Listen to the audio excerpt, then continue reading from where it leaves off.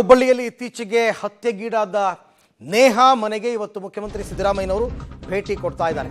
ಹುಬ್ಬಳ್ಳಿಯಲ್ಲಿ ನೇಹಾ ಹತ್ಯೆ ಪ್ರಕರಣಕ್ಕೆ ಸಂಬಂಧಪಟ್ಟಂತೆ ಘಟನೆ ನಡೆದು 8 ದಿನಗಳ ಬಳಿಕ ನೇಹಾ ಮನೆಗೆ ಭೇಟಿ ನೀಡ್ತಾ ಇದ್ದಾರೆ ಸಿಎಂ ಸಿದ್ದರಾಮಯ್ಯ. ನೇಹಾ ಹತ್ಯೆ ಪ್ರಕರಣ ಸಿಬಿಐಗೆ ಕೊಡುವ ವಿಚಾರಕ್ಕೆ ಸಿಎಂ ಪ್ರತಿಕ್ರಿಯೆ ಕೊಟ್ಟಿದ್ದಾರೆ. ನಾನು ನೇಹಾ ಹತ್ಯೆ ಪ್ರಕರಣವನ್ನು ಖಂಡಿಸ್ತೇನೆ. ಬಿಜೆಪಿಯವರು ಯಾವುದಾದರೂ ಪ್ರಕರಣವನ್ನು ಸಿಬಿಐ ಕೊಟ್ಟಿದ್ದಾರಾ? ನಮ್ಮ ಮೇಲೆ ಒತ್ತಡ ಹಾಕ್ತಾರಲ್ಲ. ಅಧಿಕಾರದಲ್ಲಿದ್ದಾಗ ಒಂದೇ ಒಂದು ಪ್ರಕರಣವನ್ನು ಕೂಡ ಇವರು ಸಿಬಿಐಗೆ ಕೊಡಲಿಲ್ಲ. ಪ್ರಕರಣದಲ್ಲಿ ಬಿಜೆಪಿ ರಾಜಕೀಯ ಮಾಡ್ತಾ ಇದೆ ಅಂತ ಸಿಎಂ ತಿರುಗೇಟು ಕೊಟ್ಟಿದ್ದಾರೆ. ನಾನು ನೇಹಾ ಕೊಲೆಯನ್ನು ಈಗಾಗಲೇ ಖಂಡಿಸಿದ್ದೀನಿ, ಈಗಲೂ ಕೂಡ ಖಂಡಿಸ್ತೇನೆ. ಅದನ್ನು ಈಗಾಗಲೇ CID ಕೊಟ್ಟಿದ್ದೀವಿ. ಮತ್ತು ವಿಶೇಷ ನ್ಯಾಯಾಲಯ ಮಾಡಬೇಕು, ಅಪರಾಧಿ ಆರೋಪಿಗೆ ಶಿಕ್ಷೆ ಕೊಡಿಸಬೇಕು, ಕಠಿಣವಾದಂಥ ಶಿಕ್ಷೆ ಕೊಡಿಸಬೇಕು.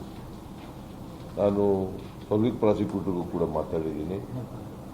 ಅವರಿಗೆ ಕ್ಯಾಪಿಟಲ್ ಇಂಪ್ರಿಸನ್ಮೆಂಟ್ ಅಂತ ಘೋರ ಶಿಕ್ಷೆಯನ್ನು ಕೊಡಿಸ್ತಕ್ಕಂಥದ್ದಕ್ಕೆ ಪ್ರಯತ್ನ ಮಾಡಬೇಕು ಅಂತೇಳಿ ಪೊಲೀಸ್ನವ್ರಿಗೆ ಮತ್ತು ಪಬ್ಲಿಕ್ ಪ್ರಾಸಿಕ್ಯೂಟರ್ಗೆ ಮಾತಾಡಿದ್ದೀನಿ. ನಾನು ಅವರ ತಂದೆ ಜೊತೆಲೂ ಕೂಡ ಮಾತಾಡಿದೆ. ತಂದೆಯ ಜೊತೆ ಕೂಡ ಮಾತಾಡಿದ್ದೀನಿ. ನಾವೇನು ಸರ್ಕಾರ ಏನು ಕ್ರಮ ತಗೊಂಡಿದ್ದೀವಿ, ಈಗ ಅವ್ರನ್ನ ಅರೆಸ್ಟ್ ಮಾಡಿದ್ದೀವಿ, CIDಗೆ ವಹಿಸಿದ್ದೀವಿ.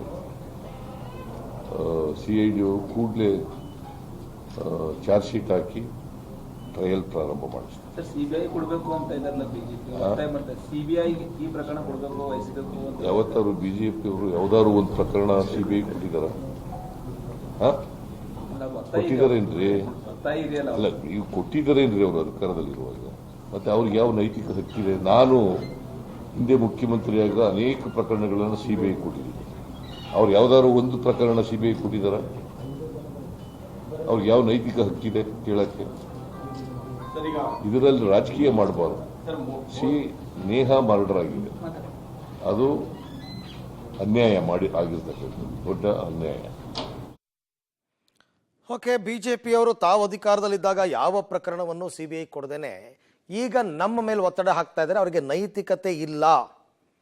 ಇದು ಸಿದ್ದರಾಮಯ್ಯನವರು ಹೇಳಿರ್ತಕ್ಕಂಥ ವಿಚಾರ. ಹಲವಾರು ವಿಚಾರಗಳ ಬಗ್ಗೆ ಮಾತನಾಡಿದ್ದಾರೆ. ಬಟ್ ಇವತ್ತು ಅವರು ನೇಹಾ ಮನೆಗೆ ಕೂಡ ಭೇಟಿ ಕೊಡ್ತಾ ಇದ್ದಾರೆ. ಬೀದರ್ನಿಂದ ಹುಬ್ಬಳ್ಳಿಗೆ ಬಂದು ಭೇಟಿ ಕೊಡ್ತಾರೆ.